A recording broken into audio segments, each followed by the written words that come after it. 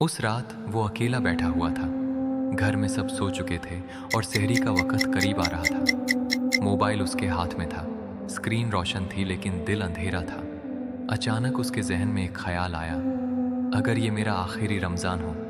उसने फौरन खुद को संभालते हुए सोचा, ऐसी बातें क्यों सोच रहा हूँ। लेकिन सवाल वापस आ गया, अगर अल्लाह ने इस रमज़ान मुझसे सिर्फ एक चीज़ छोड़ने को कहा हो तो क्या मैं छोड़ सकता हूँ। इस वीडियो के एंड तक शायद तुम्हें भी अपनी वो एक चीज़ याद आ जाए। वो कोई बुरा इंसान नहीं था। नमाज कभी कभी पढ़ लेता था, रमज़ान में मस्जिद भी चला जाता था और इफ्तार में दुआ भी मांगता था। लेकिन उसकी ज़िंदगी में एक आदत थी, ऐसी आदत जो धीरे धीरे उसे अल्लाह से दूर कर रही थी।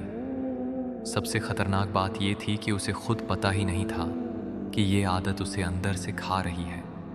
वो हर साल यही कहता था, बस रमज़ान के बाद छोड़ दूंगा। और हर साल रमज़ान गुजर जाता था, रमज़ान आया, सहरी, इफ्तार, तरावीह सब कुछ था, लेकिन वो आदत इफ्तार के बाद वापस आ जाती। कभी रात को, कभी तन्हाई में, कभी बिल्कुल बेवजह। वो अपने आप से कहता, बस आज, बस ये लास्ट टाइम। लेकिन लास्ट टाइम कभी लास्ट नहीं होता। रमज़ान गुजर जाता और आदत वहीं रह जाती। एक रात उसने कुरान खोला, सिर्फ सवाब के लिए नहीं बल्कि इसलिए कि दिल बहुत भारी था। उसकी नज़र उस आयत पर रुक गई, अल्लाह किसी कौम की हालत नहीं बदलता जब तक वो खुद अपनी हालत बदलने का इरादा ना करे। वो इरादे पर रुक गया। क्या उसने कभी सच में इरादा किया था या बस टाइम पास तौबा करता रहा था। आदत का सबसे बड़ा नुकसान ये नहीं होता कि वो गुनाह है, बल्कि असल नुकसान ये होता है कि वो अल्लाह से दूर कर देती है। नमाज बोझ लगने लगती है, दुआ में दिल नहीं लगता, कुरान सिर्फ आवाज़ बनकर रह जाता है। इंसान फिर कहता है, मुझ में वो पहले वाली बात नहीं रही, जबकि हकीकत ये होती है कि आदत ने दिल को बांध लिया होता है। अल्लाह ने कभी ये नहीं कहा कि सब कुछ एक ही दिन में बदल दो। अल्लाह सिर्फ ये कहता है, मेरी तरफ एक कदम आओ, मैं तुम्हारी तरफ 10 कदम आऊँगा। वो सोचने लगा कि अगर अल्लाह सिर्फ एक चीज़ छोड़ने को कह रहा हो तो वो क्या हो सकती है।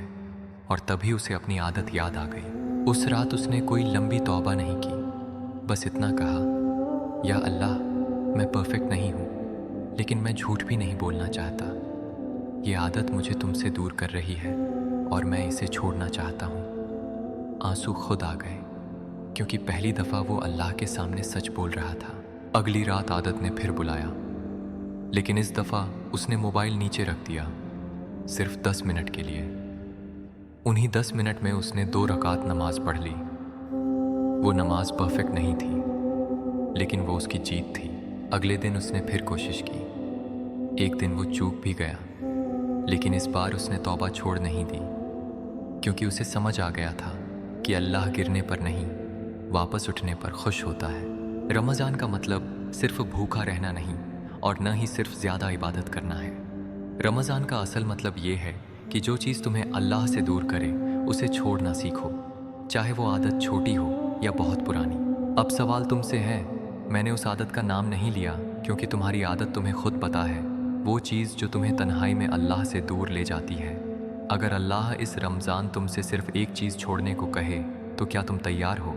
अगर ये बात दिल तक पहुंची हो तो इस रमज़ान खुद से बस इतना वादा करो, मैं कोशिश करूंगा, क्योंकि अल्लाह कोशिश को कभी ज़ाया नहीं करता।